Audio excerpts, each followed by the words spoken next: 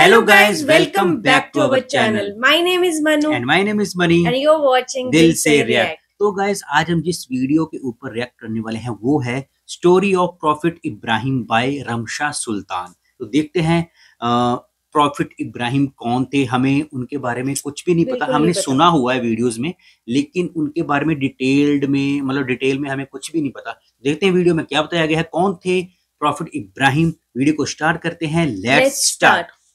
अस्सलाम वालेकुम, मेरा नाम रमशा सुल्तान है। Welcome to my profit series.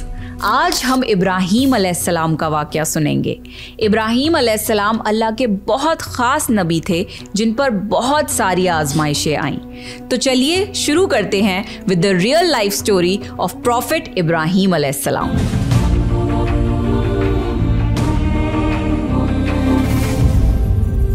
Ibrahim अलैहिस्सलाम इराक के मशहूर शहर बाबिल में पैदा हुए। इब्राहिम अलैहिस्सलाम के बाप बुतों को तराश कर बेचते थे और खुद भी बुतों की इबादत करते थे। इब्राहिम अलैहिस्सलाम ने अपने बाप और अपनी कौम से फरमाया, तुम किसकी इबादत करते हो? वो कहने लगे, बुतों की। इब्राहिम अलैहिस्सलाम ने फरमाया, जब तुम बुतों को पुकारते हो तो क्या वो सुनते भी हैं या वो तुम्हें कोई नफा और नुकसान भी पहुंचा सकते हैं? तो लोगों ने कहा, ये हम कुछ नहीं जानते, हमने तो अपने बाप दादाओं को इसी तरह करते पाया है। अल्लाह ने इब्राहिम अलैहिस्सलाम को कम उम्र में ही हिदायत दे दी थी, इसलिए इब्राहिम अलैहिस्सलाम ने कभी एक लम्हे के लिए भी बुतों की इबादत नहीं की थी। इब्राहिम अलैहिस्सलाम ने अपने बाप को समझाने की बहुत कोशिश करी और फरमाया, अब्बा मुझे ऐसा इल्म मिला है जो आपको नहीं मिला, इसलिए मेरे साथ हो जाइए, मैं आपको सीधा रास्ता दिखाऊंगा। अब्बा शैतान की इबादत ना कीजिए, बेशक शैतान अल्लाह का नाफरमान है। अब्बा मुझे डर लगता है कि आपको अल्लाह का अजाब ना आ पकड़े, कि आप शैतान के साथी ना हो जाएं। उनके बाप ने जवाब दिया, ए इब्राहिम, क्या तू मेरे माबूदों से फिरा हुआ है? अगर तू बाज ना आया तो मैं तुझे संसार कर दूंगा। तू मुझसे दूर चला जा और कभी नजर ना आए। इब्राहिम अलैहिस्सलाम ने अपने बाप से फरमाया, आप पर सलामती हो, मैं अपने रब से आपके लिए बख्शिश तलब करता रहूंगा। वालिद के सख्त जवाब के बाद इब्राहिम अलैहिस्सलाम ने उनसे अलैदगी इख्तियार कर ली। इब्राहिम अलैहिस्सलाम बुत परस्ती से सख्त चिढ़ते थे। ईद के दिन उनकी कौम के लोग खाना पकाकर माबूदों के सामने रखते थे, फिर शहर के बाहर एक मैदान में जमा होते, वहाँ खेलते कूदते और खुशियाँ मनाते। शाम को घरों की तरफ आते, सुबह बुतों के पास जो खाना रख गए थे उसको उठाते और तबर्रुक समझकर खा जाते। इस दफा जब ईद का दिन आया तो सब तैयार हो गए, पर इब्राहिम अलैहिस्सलाम तैयार नहीं हुए। वो लोग जाने से पहले इब्राहिम अलैहिस्सलाम के पास आए और पूछा, क्या आप हमारे साथ नहीं जाएंगे? इब्राहिम अलैहिस्सलाम ने आसमान की तरफ निगाह की और फरमाया, मैं बीमार हूँ। वो लोग इब्राहिम अलैहिस्सलाम को छोड़कर चले गए। फिर इब्राहिम अलैहिस्सलाम उन बुतों के पास गए, देखा कि उनके सामने खाना पड़ा है और उन बुतों ने उस खाने को छुआ तक ना था। इब्राहिम अलैहिस्सलाम ने उन्हें मुखातिब करके कहा, ये इतना खाना तुम्हारे सामने पड़ा है, तुम इसको खाते क्यों नहीं? तुम्हें क्या हो गया है कि बात तक नहीं करते? फिर पूरी ताकत से कुल्हाड़ा मारकर उनके टुकड़े टुकड़े कर दिए, लेकिन बड़े बुत को छोड़ दिया। तमाम छोटे बुतों को तोड़कर कुल्हाड़ा उस बड़े बुत के कंधे पर रख दिया। लोग जब वापस लौटे तो हैरान रह गए कि ये कैसे हो गया। कौम के लोगों ने मशवरा किया कि सबको जमा करो और इब्राहिम को बुलाओ और उसे सजा दो। सब जमा हो गए और इब्राहिम अलैहिस्सलाम से बोला गया, ए इब्राहिम, हमारे बुतों के साथ ये हरकत तुमने की है? इब्राहिम अलैहिस्सलाम ने जवाब दिया, ये काम तो इस बड़े बुत का है, मुझसे क्यों पूछते हो?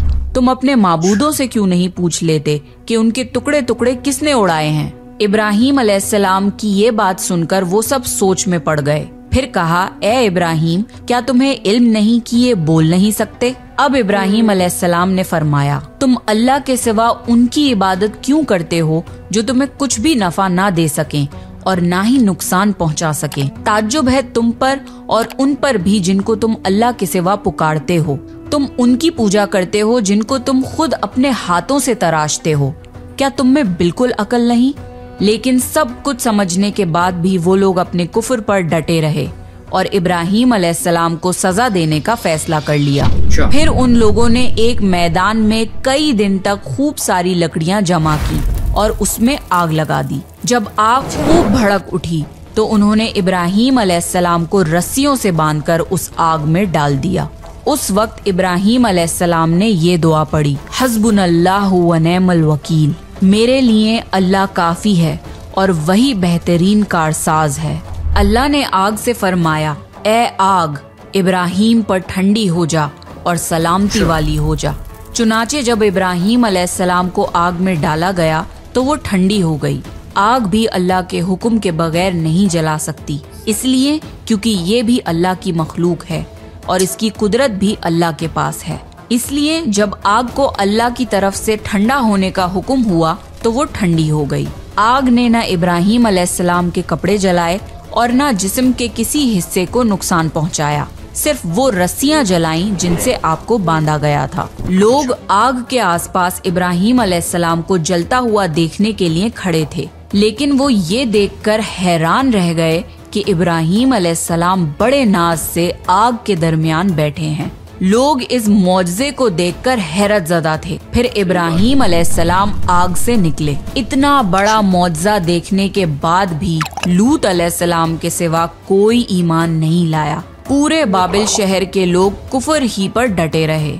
इब्राहीम अलैहिस्सलाम उनका ये रवैया देखकर नाउम्मीद हो गए कि इससे बढ़कर ये कौन सा मौजज़ा देखना चाहते हैं। उस वक्त बाबिल पर नमरूद नामी बादशाह की हुकूमत थी। जब उसके पास इस मौजज़े की खबर पहुंची तो उसने अपने दरबार में इब्राहीम अलैहिस्सलाम को पेश करने का हुक्म दिया।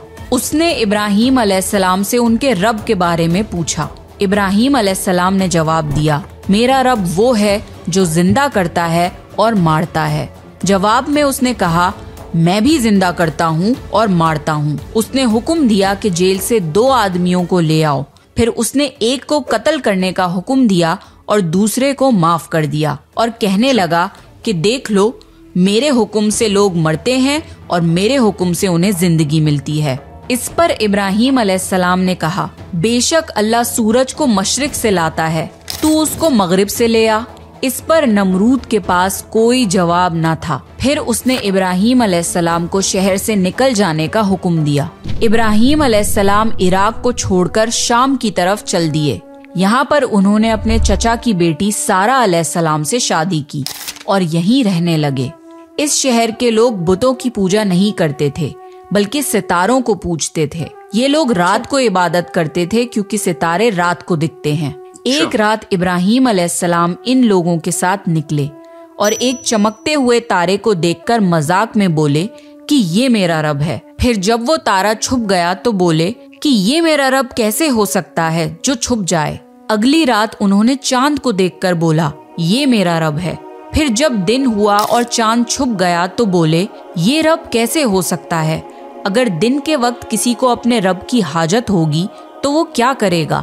इन बातों से इब्राहीम अलैहिस्सलाम उन लोगों को गौर व फिक्र की दावत दे रहे थे ताकि वो लोग गौर करें। फिर जब दिन हुआ और सूरज निकला तो कहने लगे, ये मेरा रब है, ये तो सबसे बड़ा है। लेकिन जब वो भी गुरूब हो गया तो कहने लगे, ये भी रब कहलाने के लायक नहीं, ये सब तो मखलूक हैं और इनका खालिक कोई और है।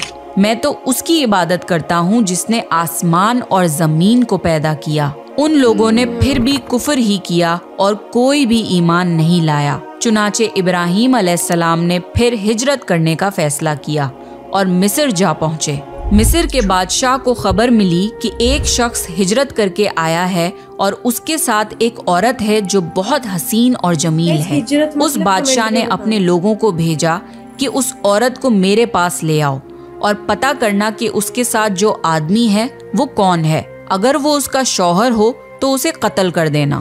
उधर बादशाह ने अपने लोगों को भेजा, इधर अल्लाह ने इब्राहीम अलैहिस्सलाम को वही भेज दी। इब्राहीम अलैहिस्सलाम ने सारा अलैहिस्सलाम से कहा, अगर वो तुमसे मेरे बारे में पूछें तो कह देना तुम मेरी बहन हो। फिर उन्होंने समझाया कि इस रूहे जमीन पे मेरे और तुम्हारे सिवा कोई ईमान वाला नहीं, इस लिहाज से तुम मेरी दीनी बहन हो। उस जालिम बादशाह ने सारा अलैहिस्सलाम को अपने महल में बुला लिया। जब उसने सारा अलैहिस्सलाम के साथ बदकारी करने के लिए अपने हाथ आगे बढ़ाए तो सारा अलैहिस्सलाम ने अल्लाह से दुआ की और दुआ की बरकत से उस बादशाह का हाथ जम गया। वो बुरी तरह चीखने लगा और उसके सारे मुलाजिम आ गए। ये देखकर सारा अलैहिस्सलाम डर गईं और सोचा कि अगर ये मर गया तो लोग ये सोचेंगे कि मैंने इसे कत्ल किया है। फिर उन्होंने उसे निजात देने के लिए अल्लाह से दुआ की और उस बादशाह का हाथ ठीक हो गया, पर उसने फिर से वही हरकत की, उसका हाथ फिर जम गया। ऐसा 3 मर्तबा हुआ और आखिरी बार उसने सारा अलैहिस्सलाम से वादा किया कि अब की बार अगर तू मुझे इस मुसीबत से निजात दिलाएगी तो मैं तुझे छोड़ दूंगा। फिर सारा अलैहिस्सलाम ने अल्लाह से दुआ की और वो ठीक हो गया। फिर उसने सारा अलैहिस्सलाम को इज्जत से रिहा कर दिया और उनकी खिदमत के लिए अपनी बेटी हाजरा को उनके साथ कर दिया। सारा अलैहिस्सलाम जब वापस आईं तो इब्राहीम अलैहिस्सलाम ने फरमाया कि अब हम यहाँ नहीं रहेंगे बल्कि वापस जाएंगे। फिर वो लोग वापस फिलिस्तीन चले गए। इब्राहीम अलैहिस्सलाम की उम्र 86 साल की हो गई, पर उनकी कोई औलाद न थी। तो सारा अलैहिस्सलाम ने सोचा, मैं बांझ हूँ और इब्राहीम अलैहिस्सलाम को औलाद की तमन्ना है, तो क्यों ना मैं हाजरा अलैहिस्सलाम का निकाह इब्राहीम अलैहिस्सलाम से करा दूं। फिर इब्राहीम अलैहिस्सलाम और हाजरा अलैहिस्सलाम का निकाह हो गया। अल्लाह ने इब्राहीम अलैहिस्सलाम की औलाद की दुआ कबूल करी और बेटे इस्माइल अलैहिस्सलाम से नवाजा। फिर अल्लाह का हुक्म हुआ कि अपनी बीवी हाजरा अलैहिस्सलाम और बेटे इस्माइल अलैहिस्सलाम को लेके मक्का रवाना हों। उस वक्त मक्का एक बिल्कुल बंजर जगह थी। यहाँ पर इब्राहीम अलैहिस्सलाम अपनी बीवी बच्चे को छोड़कर जाने लगे तो हाजरा अलैहिस्सलाम को बहुत हैरानी हुई और वो अपने शौहर से पूछने लगी, ए इब्राहीम, हमें कहाँ छोड़े जा रहे हो? यहाँ ना पानी है, ना खुराक, ना कोई इंसान। इब्राहीम अलैहिस्सलाम ने कोई जवाब नहीं दिया और चलते रहे। हाजरा अलैहिस्सलाम उनके पीछे चलती रहीं और सवाल करती रहीं कि हमें किसके हवाले करके जा रहे हो? ये तो बिल्कुल बेआबाद जगह है। इब्राहीम अलैहिस्सलाम ने फिर भी कोई जवाब नहीं दिया। आखिर हाजरा अलैहिस्सलाम ने उनसे पूछा, क्या आपको अल्लाह ने इस काम का हुक्म दिया है? तो इब्राहीम अलैहिस्सलाम ने फरमाया, हाँ। तब सैयदा हाजरा मुतमईन हो गईं और बोली, अगर ये बात है तो अल्लाह हमें बिल्कुल ज़ाया नहीं होने देगा। खुराक और पानी चंद दिन में ख़त्म हो गया। पानी का एक भी कतरा ना बचा। खुराक ना मिलने की वजह से माँ का दूध भी खुश्क हो गया। अब बच्चा भूख से बिलखने लगा। हाजरा अलैहिस्सलाम अपने बच्चे को भूख से रोता हुआ नहीं देख सकती थी, इसलिए उन्होंने बच्चे को वहीं छोड़ा और पास की पहाड़ी सफ़ा की तरफ दौड़ी कि शायद किसी तरफ पानी या खुराक नजर आ जाए या किसी इंसान की झलक नजर आ जाए। जब कुछ नजर न आया तो नशेब की तरफ पहुंची, पर जब उन्हें बच्चा नजर आना बंद हो गया तो तेजी से मरवा की पहाड़ी की तरफ दौड़ी। वहां भी कुछ नजर न आया। ख्याल आया कि फिर से कोशिश करनी चाहिए। इस तरह उन्होंने सफ़ा और मरवा के दरमियान 7 चक्कर लगाए। अल्लाह को हाजरा अलैहिस्सलाम की ये अदा बहुत पसंद आई और अल्लाह ने हाजरा अलैहिस्सलाम की इस सुन्नत को बरकरार रखने के लिए इसे हज का हिस्सा बना दिया। यही वजह है कि मुसलमान हज और उम्रे के वक्त सफ़ा और मरवा के दरमियान सही करते हैं। जब वो आखिरी मर्तबा मरवा पर पहुंची तब उन्हें एक आवाज़ सुनाई दी जो इस्माइल अलैहिस्सलाम के करीब से आ रही थी। वो जल्दी से अपने बच्चे के पास पहुंची तो देखा कि इस्माइल अलैहिस्सलाम के कदमों के नीचे से पानी फूट रहा है। अल्लाह ने जिब्राईल अलैहिस्सलाम को हाजरा अलैहिस्सलाम की मदद के लिए भेजा था।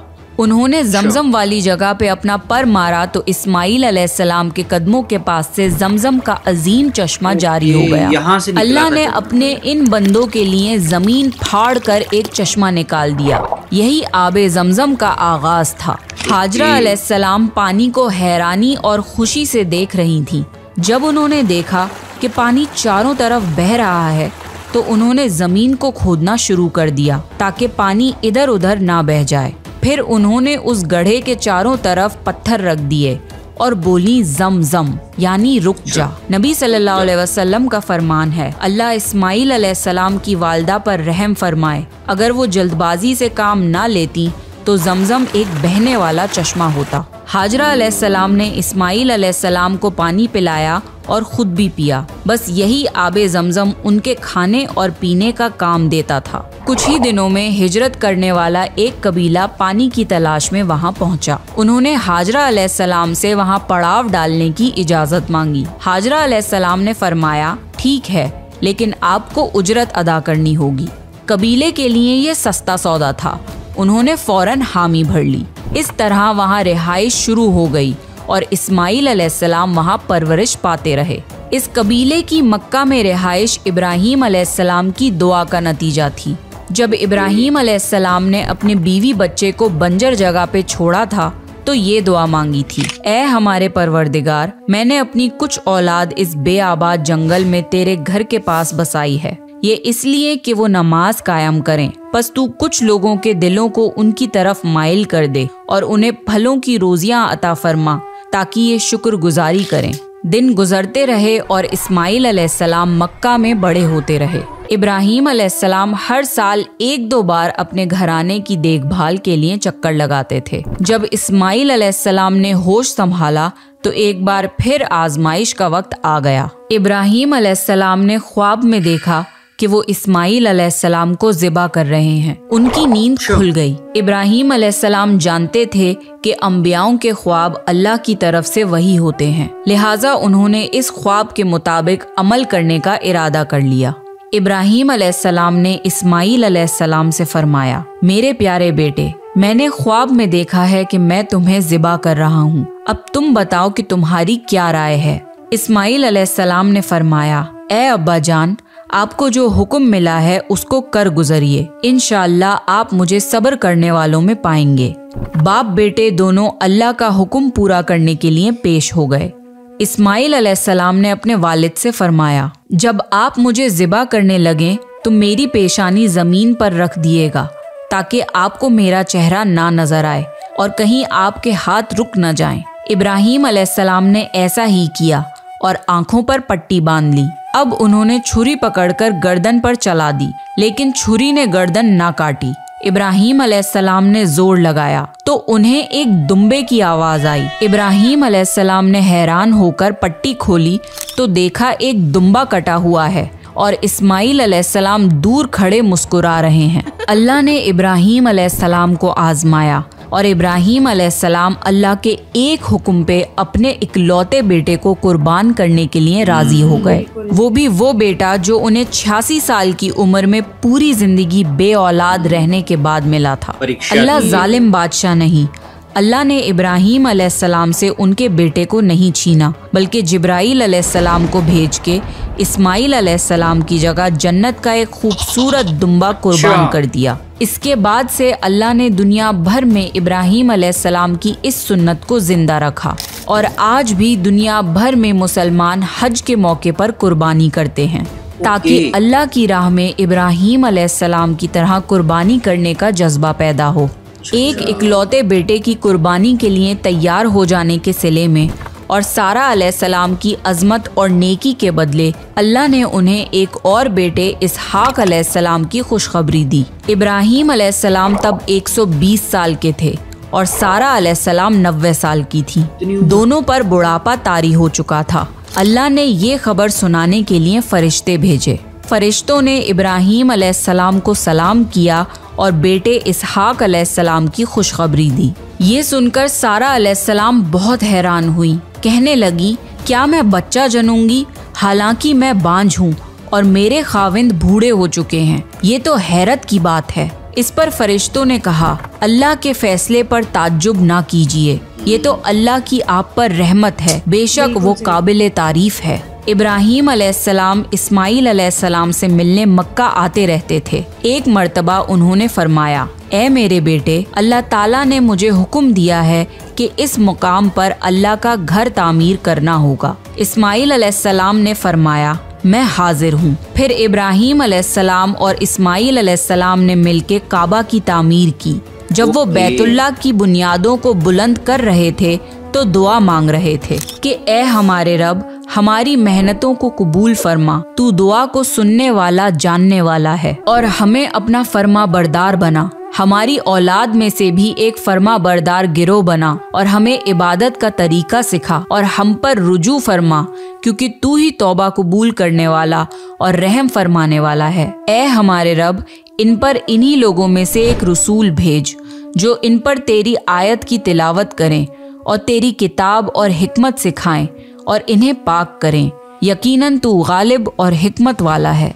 तामीर के वक्त अल्लाह ने जन्नत से एक पत्थर भेजा था जिसका नाम हजरे अस्वद था। ये पत्थर निहायत सफेद था। अब ये पत्थर लोगों के गुनाहों की वजह से काला हो गया है। तामीर के वक्त इब्राहीम अलैहिस्सलाम एक पत्थर पर खड़े हुए। वो नंगे पैर थे। उसी वक्त पत्थर पिघल गया और पत्थर पर उनके पैरों के निशानात आ गए। इसी पत्थर को आज मुकामे इब्राहीम कहा जाता है और आज भी लोग इसे देख सकते हैं। इस तरह काबा तामीर हुआ। अल्लाह ने इब्राहीम अलैहिस्सलाम को हुक्म दिया कि लोगों में हज का ऐलान करो। इस पर इब्राहीम अलैहिस्सलाम ने फरमाया, ए अल्लाह, मेरी आवाज़ भला किस किस तक पहुँचेगी?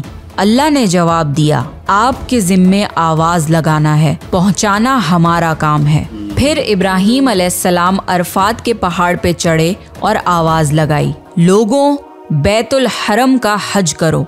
इसकी बरकत से अल्लाह ने बैतुल हरम की मोहब्बत लोगों के दिलों में डाल दी, जिसकी वजह से आज तक हर कोई हज और उम्रा की ख्वाहिश रखता है और हजारों लोग हर साल बैतुल्लाह का हज करने के लिए आते हैं। इब्राहीम अलैहिस्सलाम ने 175 साल की उम्र में वफात पाई। इब्राहीम अलैहिस्सलाम पर बहुत आजमाइशें आईं, पर हर मामले में इब्राहीम अलैहिस्सलाम अल्लाह के वफादार रहे। इसलिए अल्लाह ने इब्राहीम अलैहिस्सलाम को खलीलुर रहमान के लक़ब से नवाजा, यानी अल्लाह का दोस्त। तो ये था इब्राहीम अलैहिस्सलाम का बेहतरीन वाक़या। अगर आपको प्रॉफिट सीरीज में इंटरेस्ट है तो प्लीज़ मेरे चैनल को सब्सक्राइब कर लीजिए। आपको ये वीडियो सीरीज कैसी लग रही है प्लीज़ कमेंट करके ज़रूर बताइए और मुझे नेक्स्ट कौन से प्रॉफिट पे वीडियो बनानी चाहिए वो भी सजेस्ट करिए। And I will see you next time. This is me Ramsha Sultan signing off.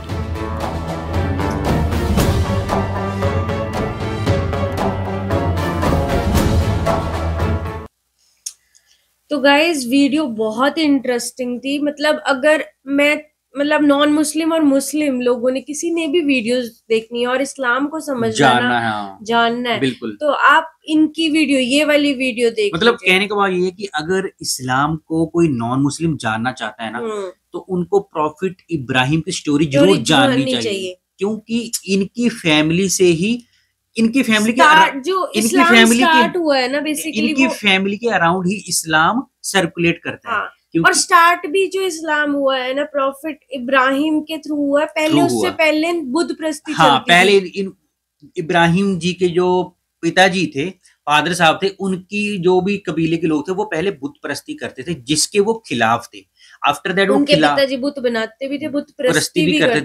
जिससे वो खफा थे कि ये बुत तो कुछ सुनते नहीं। उन्होंने कबीले वालों को पूछा भी। फिर एक बार क्या हुआ, ईद वाले दिन जब सब लोग मिठाइयां अपने बुतों के सामने बना के बुतों के सामने रख गए तो इब्राहिम अलैहिस्सलाम वहां पे गए, चोरी मतलब चुपके से गए और उन्होंने बुतों को तोड़ दिया। हथियार मार के तोड़ दिया, गंडासा मार के तोड़ दिया।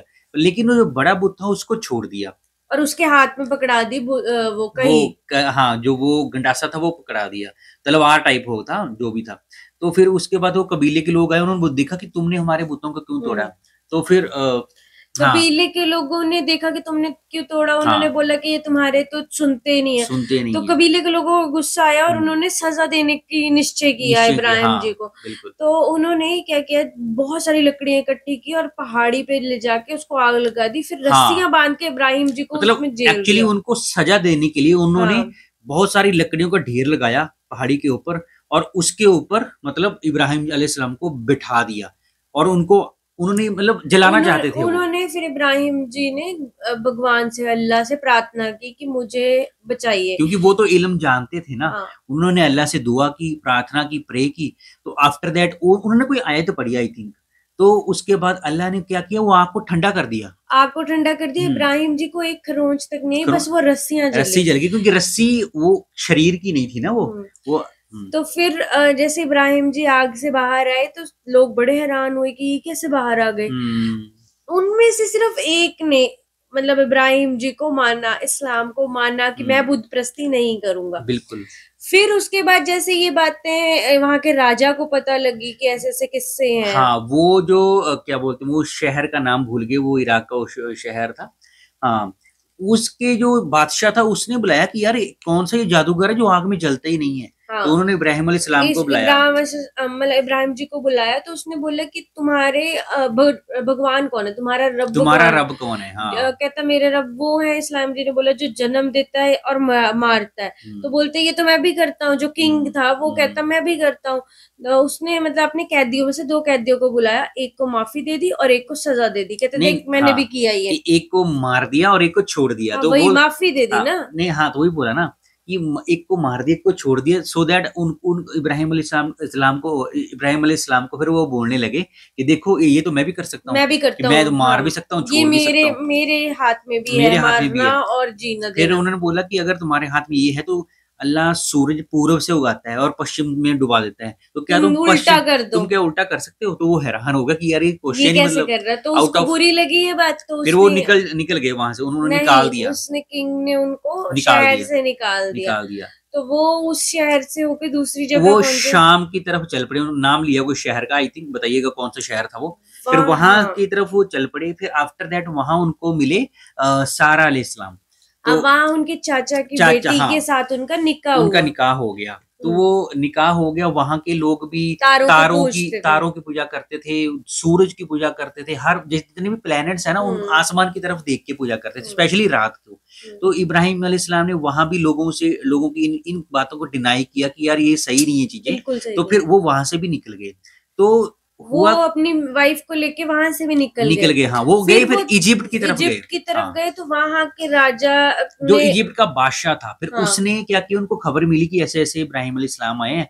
उसने बोला कि अगर अपने सैनिकों को हुक्म दिया कि अगर तो वो जो लड़की है उसका जो उसके साथ होगा, हस्बैंड होगा, तो उसको मार देंगे। ठीक है। तो इब्राहिम अलैहिस्सलाम ने सारा अलैहिस्सलाम को बोला कि मैं तुम्हें दीनी बहन मानता हूँ अब, क्योंकि अगर हमें बचना है तो हमें यही बोलना पड़ेगा, क्योंकि अदरवाइज बादशाह मार देगा। तो उन्होंने बोला ठीक है। तो वो जैसे सारा अलैहिस्सलाम वो बादशाह के दरबार में गई, उसने उसको तंग करना चाहा, मतलब सारा अलैहिस्सलाम हाथ लगाया तो उसका हाथ जम गया था, जम गया उसका। सारा अलैहिस्सलाम ने अपने अल्लाह को प्रार्थना की, अगर मतलब ये बंदा मर गया, ये किंग मर गया, तो सारा इल्जाम मेरे पे आ जाएगा, तो आप इसको ठीक कर दो। तो उसका हाथ ठीक हो गया। ऐसे ही 3 बार हुआ। बिल्कुल। तीसरी बार जब वो उनका हाथ दोबारा से फ्रीज हो गया ना, तो उन्होंने बोला कि अगर आपने तीसरी बार मुझे सही कर दिया ना, तो मैं छोड़ दूंगा। तो उन्होंने फिर दुआ की अल्लाह से, तो वैसे ही हुआ। अल्लाह ने उनका हाथ ठीक कर दिया और उन्होंने बाइज्जत उनको बरी कर दिया, मतलब छोड़ दिया, बरी भी कर दिया। और उन्होंने अपनी बेटी को उनके साथ भेजा। और जो उन्होंने करामात दिखाई थी उसके एवज में उन्होंने अपनी बेटी को उनकी हिफाजत के लिए उसके साथ ही रख दिया, उनके साथ। तो वो जो हजरा अलैहिस्सलाम उनका नाम था, हजरा जी, तो वो उनके साथ मतलब रहने लगी। तो फिर वो एक्चुअली उस टाइम उनकी उम्र थी इब्राहिम अलैहिस्सलाम की 80 साल, 83 थी। 83, और दूसरी बात ये थी कि इस वाक्य के बाद इब्राहिम जी कहते हैं हम यहाँ नहीं रहेंगे, हम वापस चलेंगे। तो वापस चले गए तीनों जने। हाँ, मगरिब की पहाड़ियों की तरफ चले गए। तो अल्लाह से एक दिन मतलब ऐसे प्रार्थना हुई, इब्राहिम जी का कोई मतलब आपस में बात हुई, तो उन्होंने बोला कि अपनी वाइफ को अरे मैं वही तो बोलने वाला था ना कि जो पहले हुआ ये था कि जो उनकी उम्र हो गई थी वहां पे अभी 86 की हो गई थी इब्राहिम अलैहिस्सलाम की। तो उनके लेकिन कोई औलाद नहीं थी उस टाइम।